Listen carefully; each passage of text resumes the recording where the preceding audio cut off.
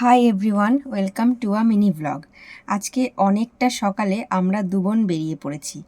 আর কোথায় যাচ্ছি বলো তো? না, তোমরা কেউই গেস করতে পারবে না, কারণ গেস করার কথাও না। আমার বোনের একটা এক্সাম পড়েছিল কলকাতায়, তো ওকে নিয়ে যাওয়ার দায়িত্ব আমার উপরেই ছিল। ওই জন্য সকালবেলা, মানে ধরো তখন 5টা, সেই ভোরবেলায় ট্রেন ধরে আমি আরও চলে গেছিলাম কলকাতায়।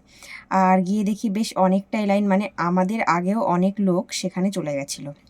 তো তারপরে বোনকে আমি সেন্টারে ঢুকিয়ে বাইরে এসে ওয়েট করতে লাগলাম। ওর পরীক্ষা ছিল 1.5 ঘন্টা। 1.5 ঘন্টায় আমি একটা সিনেমাও দেখে নিয়েছিলাম। তারপরে ও বেরিয়ে আসলো।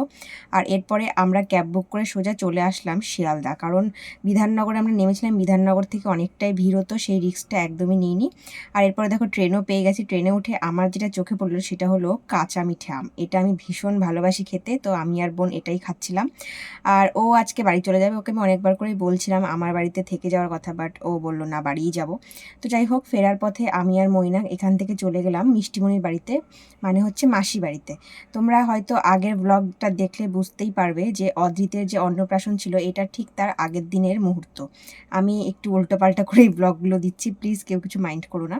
তো সেই জন্য তার আগের দিন দুপুরবেলা থেকেই আমাদের নিমন্ত্রণ ছিল, আর আমি আর মৈনাক দুজনেই চলে গেছিলাম নিমন্ত্রণ খেতে।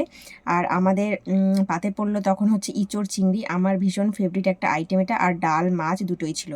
এরপরে দেখো কাকাইয়ের কোলে অদ্রিত কি সুন্দর ঘুরে বেড়াচ্ছে। ওর মাথায় কিন্তু দুটো ছোট ছোট ঝুঁটিও বেঁধে দেওয়া হয়েছে।